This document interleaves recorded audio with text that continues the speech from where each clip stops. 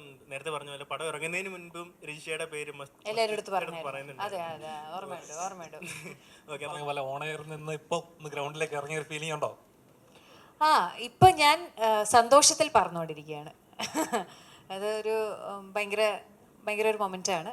And ഞാൻ പറഞ്ഞതുപോലെ ഇതെല്ലാം ഒരു സിനിമയ്ക്ക് വേണ്ടി നമ്മളൊരു കാര്യം ചെയ്യുമ്പം ആ സിനിമയാണ് അതിനു വേണ്ടി സംസാരിക്കേണ്ടതെന്ന് ഞാൻ വിശ്വസിക്കുന്നു. ആ സിനിമ സംസാരിക്കുന്നുണ്ട്.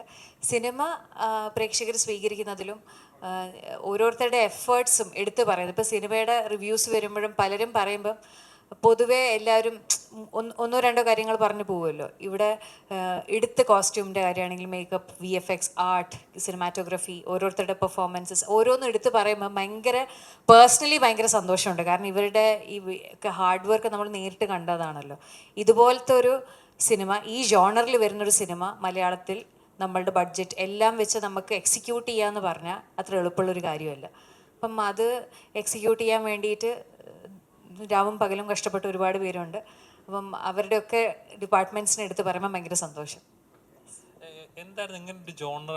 ഇപ്പൊ നോർമൽ എല്ലാവരും ഇപ്പം രജിഷ എന്ന് പറയുമ്പോൾ നമുക്ക് കാണുന്ന സ്ഥിരം ഒരു ടൈപ്പ് ഓഫ് കഥാപാത്രങ്ങളുണ്ട്. അതൊന്ന് ബ്രേക്ക് ചെയ്യണം, പ്രേക്ഷകരിലേക്ക് വേറെ ലെവലിലേക്ക് എത്തിക്കണം എന്നൊരു ഭയങ്കര ആഗ്രഹം ഉണ്ടായിരുന്നു. പക്ഷെ ഒന്നും വന്നില്ല എനിക്ക്. അങ്ങനെയല്ല ഞാൻ പറയുന്നത്, എല്ലാം അപ്പോൾ കളങ്കാവലിന് മുന്നേ എൻ്റെ അവസാനത്തെ റിലീസ് മധുര മനോരമമാണ്. എത്ര ഗ്യാപ്പായി. അപ്പം ഞാനിങ്ങനെ നല്ലത് വന്നാൽ ചെയ്യാം, അല്ലെങ്കിൽ ഇങ്ങനെ വെയിറ്റ് ചെയ്തിരിക്കാം, പട്ടിണിയാണെങ്കിൽ നമുക്കിങ്ങനെ വെയിറ്റ് ചെയ്യാം എന്നുള്ളൊരു സീനിലായിരുന്നു. എന്തോ കറക്റ്റ് ആ ഒരു സമയത്ത് കൃഷാന്തിൻ്റെ കോള് വന്ന് കൃഷാന്ത് വന്നത് പറഞ്ഞ ആ മൊമെൻറ്റിൽ തന്നെ ഞാൻ ഭയങ്കര എക്സൈറ്റഡ് ആയിരുന്നു. ഇതെങ്ങനെ എക്സിക്യൂട്ട് ചെയ്യാൻ പറ്റും, ഇതെന്നെക്കൊണ്ട് ചെയ്യാൻ പറ്റുമോ ഇല്ലയോ എന്നൊക്കെ ഉള്ളത് പിന്നെയുള്ള കാര്യം. അത് കേട്ടപാടും ഇങ്ങനൊരു ഇങ്ങനൊരു തോട്ടിൻ്റെ ഭാഗമായിട്ട് ഇപ്പോൾ കൃഷാന്ത് വേണേ എന്നെ AD ആയിട്ട് വിളിച്ചിരുന്നെങ്കിൽ അതിന് വേണ്ടി ഞാൻ പോയേനെ. അഭിനയിക്കാനല്ല രക്ഷ, ഡയറക്ഷൻ ഡിപ്പാർട്ട്മെൻറ്റിൽ വരുന്നത് വെച്ചിട്ട് ഞാൻ പോയേനെ. കാരണം ഇങ്ങനത്തെ സിനിമയുടെ ഭാഗം എങ്ങനെയെങ്കിലും ആവാൻ സാധിക്കുക എന്നാണ് ഞങ്ങൾ എല്ലാവരും ആഗ്രഹിച്ചത്. അപ്പോൾ അതിൻ്റെ കൂടെ ഫ്രീഡ എന്ന് പറയുന്ന പോലത്തെ ഒരു ക്യാരക്ടർ കിട്ടിയത് ചെറിയ ടോപ്പ് ഓഫ് ദ കേക്കാണ്. അത്രയും അതെ, ഒരു ലോട്ടറി പോലെ.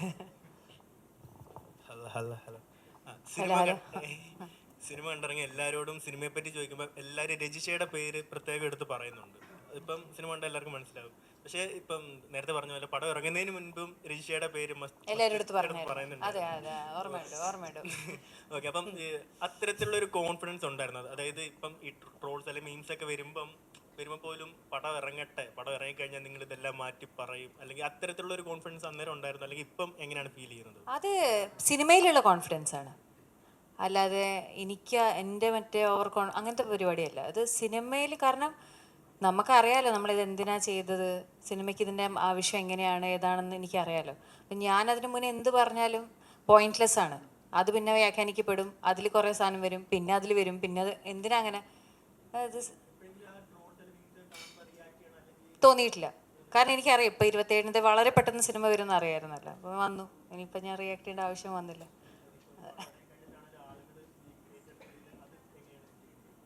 ഭയങ്കര സന്തോഷം. ഞാൻ പറഞ്ഞില്ലേ, അതാണ് നമ്മൾ സ്വീകരിക്കണമെന്ന് ആഗ്രഹിച്ചാണല്ലോ ഓരോരോ സിനിമയും നമ്മൾ ചെയ്യുന്നത്. അപ്പം അത് സ്വീകരിക്കപ്പെടുമ്പോഴാണ് ഇതിൻ്റെ ഒരു പരിസമാപ്തി ഭയങ്കര നന്നായിട്ട് പോകുന്നത്. അപ്പം ഇതിനാണ് നമ്മൾ എവ്രി ഡേ, ആർട്ടിസ്റ്റ് ആണെങ്കിലും ടെക്നീഷ്യൻ ആണെങ്കിലും നമ്മൾ ഈ ജോലിക്ക് ഇറങ്ങി തിരിച്ച് പണിയെടുക്കുന്നത് അൾട്ടിമേറ്റ്ലി ഓഡിയൻസിന് നമ്മൾ ചെയ്യുന്ന സിനിമ ഇഷ്ടമാവണമെന്ന് വിചാരിച്ചിട്ടാണ്. അതാണ് പ്രൈമറി. അത് കഴിഞ്ഞിട്ടേ ഉള്ളൂ ഇതിൽ വരുന്ന ബാക്കി പണമാണെങ്കിലും ഫെയിം ആണെങ്കിലും നമ്മളുടെ എന്തൊക്കെയാണെങ്കിലും. പ്രൈമറി എന്ന് പറഞ്ഞാൽ നമുക്ക് സിനിമ പ്രേക്ഷകൻ സ്വീകരിക്കുക എന്നുള്ളതാണ്. അത് സ്വീകരിക്കപ്പെടുന്ന മൊമെൻ്റാണ് നമ്മളെ സംബന്ധിച്ച് ഏറ്റവും കൂടുതൽ എക്സ്റ്റസി കിട്ടുന്ന ടൈം. അതുപോലെ ദിവ്യ